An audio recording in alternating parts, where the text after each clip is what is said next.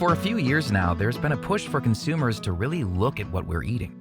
As we learn more about our gut microbiome and human biology, we can see which types of food support our health and which ones make us sick. Unfortunately, the healthy options aren't always realistic for everyone. Even though nuts and eggs are considered good whole foods, they can be detrimental to someone who has a food allergy. A food allergy is immune mediated. So it is like an invader coming into your body and your immune system goes on attack. So that's what's happening in a food allergic reaction. And that can cause some pretty severe symptoms. So we talk about anaphylaxis, which can be life-threatening and can involve your breathing and your cardiovascular system. That's Dr. Ruchi Gupta, professor of pediatrics and medicine at Northwestern University Feinberg School of Medicine and founding director of the Center for Food Allergy and Asthma Research. She's globally recognized for her research on the prevalence of adult and pediatric food allergies in America. Sadly, Gupta says these trends have been on the rise. We've seen a real rise in food allergies. It's really become an epidemic with currently 1 in 13 kids impacted, which is about 2 in every classroom and about 1 in 10 adults. So definitely increased over a generation. While many of us may automatically think of peanuts as the main culprit, there's actually 9 foods that are contributing to the rise in allergic reactions.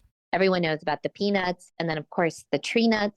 Those are cashews, walnuts, all of those. And then shellfish and finfish are 2 really big ones.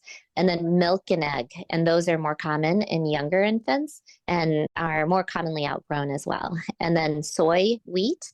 And then number 9 is sesame, and it is increasing rapidly. The National Center for Health Statistics estimates that about 4% of children had a food allergy in 2007. Today, that number has risen to more than 7%. This increase has thrown researchers into a frenzy trying to figure out the cause. While there's no concrete answers just yet, Gupta says the issue will most likely be a combination of factors that include the gut microbiome. We talk a lot about the healthy gut and microbiome and how important that is in many disease states. So food allergy being one of them, or just the whole allergic atopic march.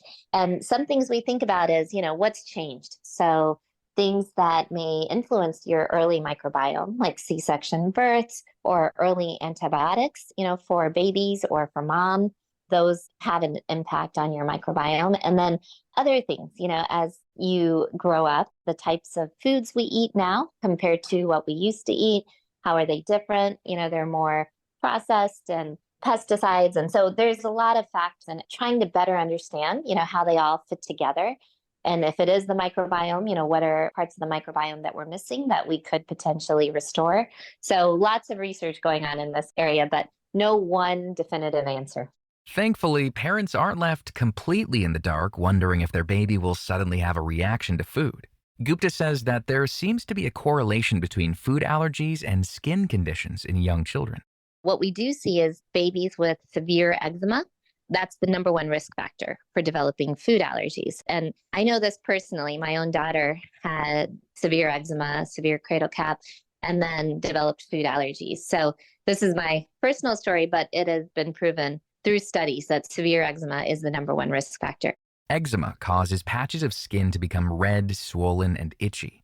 One theory, called the dual exposure allergen hypothesis, says that if particles of food land on the irritated skin before ever being eaten by the baby, the body will recognize it as an invader to fight off.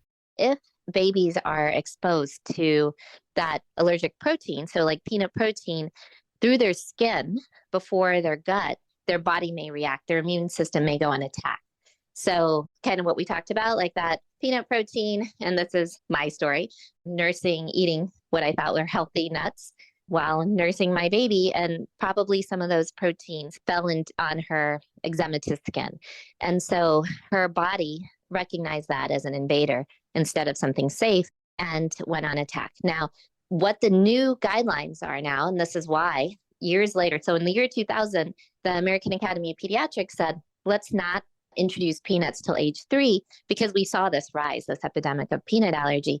However, various studies disproved this thought process. In 2015, a large clinical trial in London called the LEAP study was the final nail in the coffin.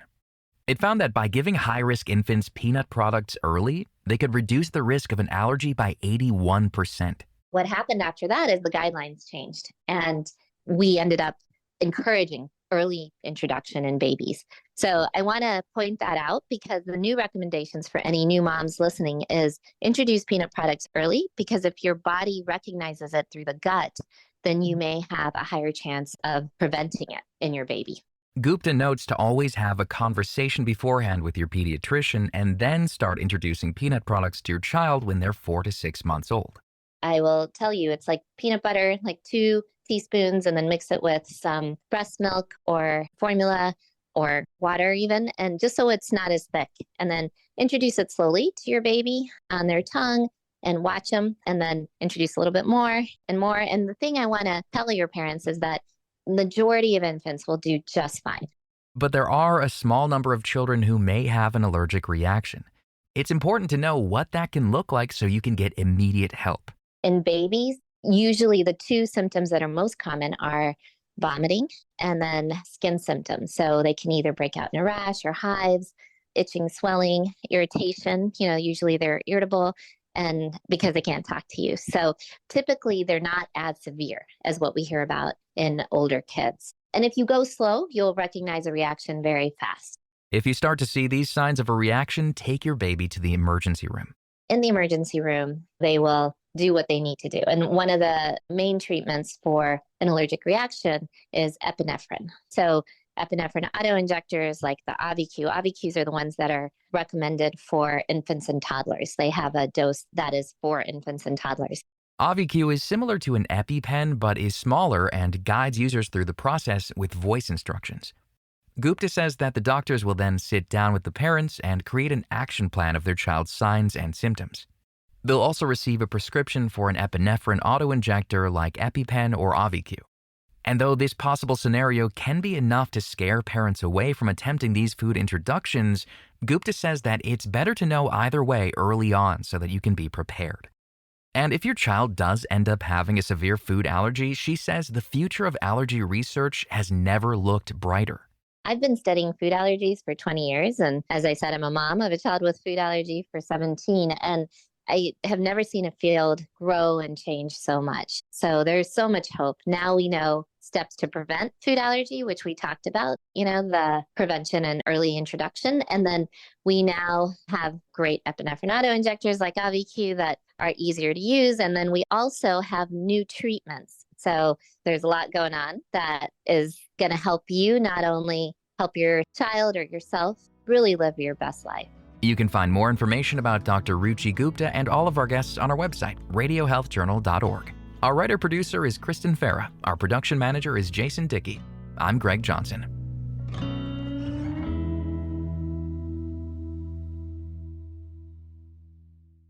Coming up next week on Radio Health Journal. We used to put athletes kind of in cocoon therapy, right? We would have an injury, we would put them in a dark room and turn off lights and no access to computers or TVs or phones or any of that sort of thing. And we found out that that's really bad. The major changes in concussion guidelines. But first, how understaffed preschools are affecting the economy. We're seeing women in particular, but all parents who are unable to go back into the workforce because they cannot find childcare for their kids. All that and more on Radio Health Journal. I'm Elizabeth Westfield, host of Radio Health Journal. If you enjoy listening to Radio Health Journal, you'll also like our sister show, Viewpoints, which covers a wide array of topics from education to history to the environment. Here's a preview of what they're covering this week on Viewpoints. For the first time, they feel community. They feel like they belong somewhere. And belonging changes everything. Helping unhoused teens one child at a time. Then, I think it is one of the most valuable and underrated things that you can get into. Reaping the many benefits of growing your own produce. I'm Marty Peterson. And I'm Gary Price.